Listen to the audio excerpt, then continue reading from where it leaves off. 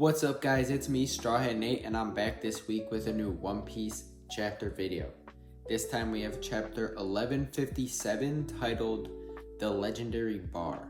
So, as expected, based off the past few chapters, this one once again continues the story of Rox D. Xebec and his crazy crew, kinda ignoring our good friend and former protagonist of this flashback, Prince Loki. I'm not mad at it though, because this chapter shows the full display of the Rox Pirates' powers, proving why they were a well-respected crew and they dominated the era. The other important thing that is covered in this chapter is the sullying of the relationship between the world government and King Herald, King of Elbaf. The complications of their relationship is starting to set up the framework for the big moment 14 years ago when King Herald was assassinated. So if you want to see all of the powers of the Rox crew and also understand the complicated relationship between the Giants and the government, then stay till the end of this video. Now let's get into the chapter after you like the video and subscribe to the channel. The cover, first off, is finally back to a cover story following Yamato, where the group is now visiting the shrine we saw last time.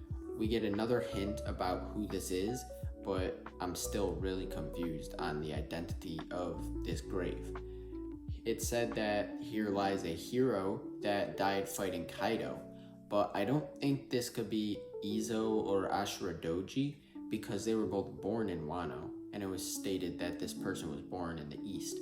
So I'm expecting that this could be a samurai who fought in Odin's era, maybe even a relative of Zoro perchance. But the chapter properly starts with a large-scale showing of the Rox Pirates, basically robbing a charity, portraying this group as just a comically evil villain group. And we see all the crew at this time running out of this charity federation with money bags on their shoulders while bombs go off in the background, I think due to Shaki. Then we see that one of these bombs that they're using is about to hit people like Kaido and Whitebeard, who are kind of lagging behind the rest of the group.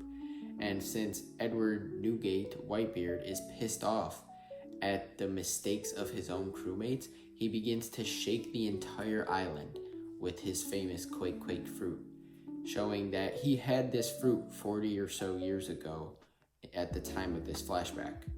And then the earthquakes affect the innocents, and then they also affect his allies and the Rox crew, but he doesn't care about who it affects.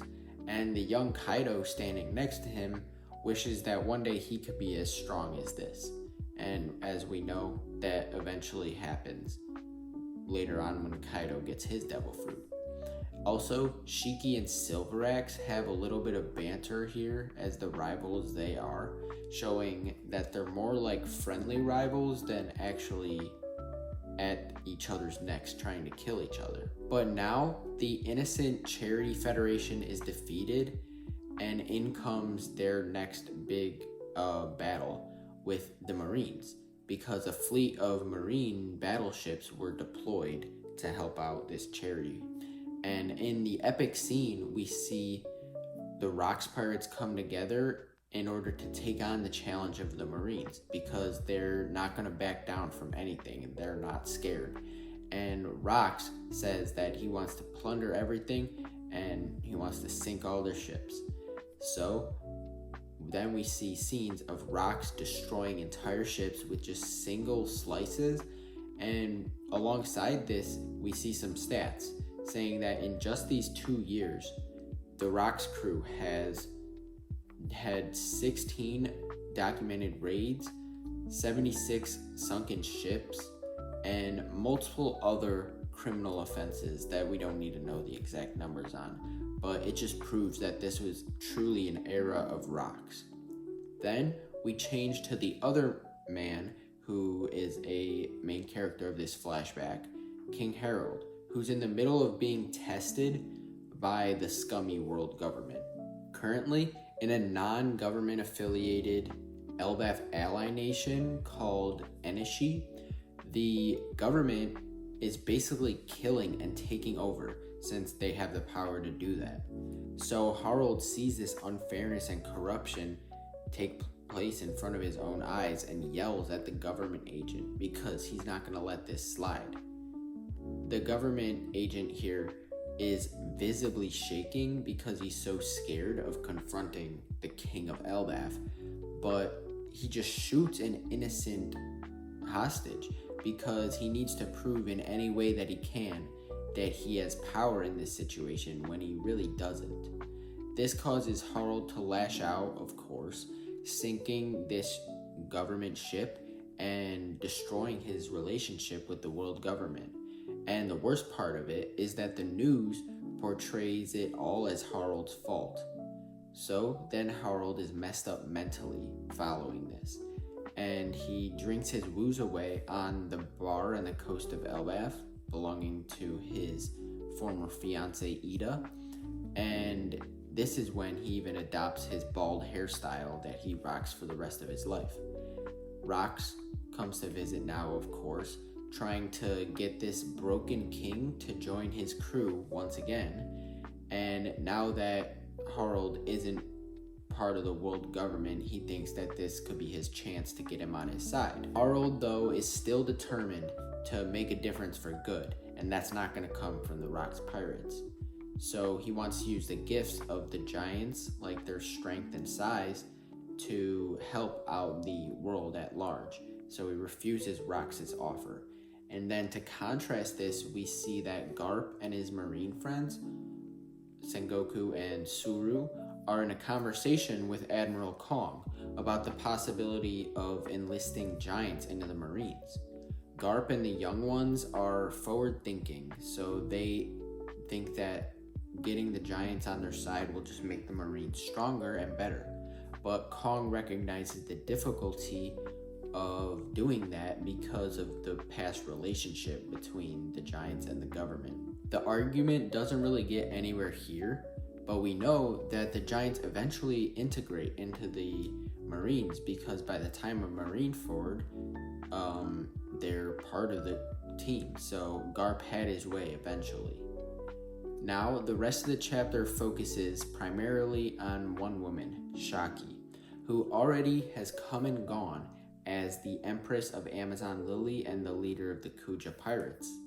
It has only been 2 years since the last chapter when Gloriosa was Empress, so Shaki's tenure had to take place between that very, very small time period. It's said by the news that Shaki has retired pirating with the Kuja Pirates and is now arriving at the pirate paradise Hachinosu. All of the bummy pirates on this island take a loving to her, of course, and then we get some insights into some relationships of the Rox crew in this scene. Gloriosa, for one, talks to Big Mom about how she's so upset at her spotlight stealing sister, and if her sister went after Roger specifically, she would be even more upset with her. Miss Buckingham Stussy is also annoyed at all of this talk of the beautiful woman entering town, Shaki, and she makes sure that her man Whitebeard still wants her, even though Whitebeard makes it pretty clear that he doesn't actually have any interest in her. So then Shaki lands on the coast of Hachinosu and is being fawned over by every pirate, and she decides what she will do while she's here. She's going to set up a bar. Coincidentally, this is the second time that this has happened in this flashback alone, the other one being Ida. So, with all of that excitement of the bar in the middle of Hachinosu, Rox and his men go to check it out. And obviously, like every other man there, they fall head over heels with just a glance of Shaki. And she's so loved by the inhabitants of the island that they even give her the nickname, the Sacred Treasure of Hachinosu. So that phrase right there, the Treasure of Hachinosu, was used in the narration of the God Valley incident, which takes place around 4 years from this moment. So that could mean that the treasure of Hachinosu that we all thought to be a devil fruit of some kind was actually Shaki all along.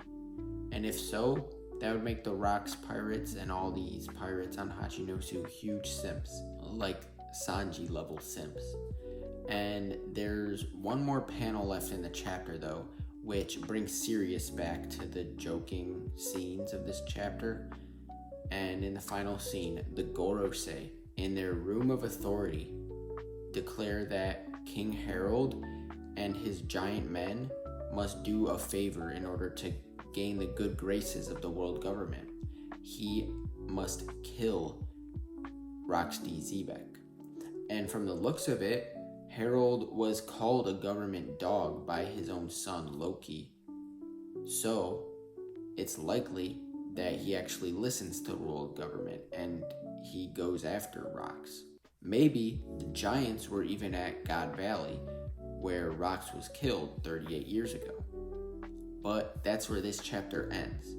I loved how the chapter showed us actual feats from the legendary crew, such as Whitebeard shaking the entire island and Rox slicing through marine ships, because the past chapters didn't really show much of it. They just told us.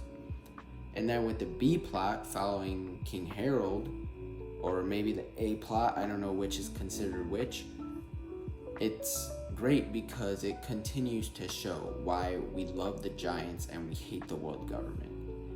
Now I'm excited though to see a big battle between Rox and Herald, rather than just their sword clash, which I'll admit was really hype, but it could be even better.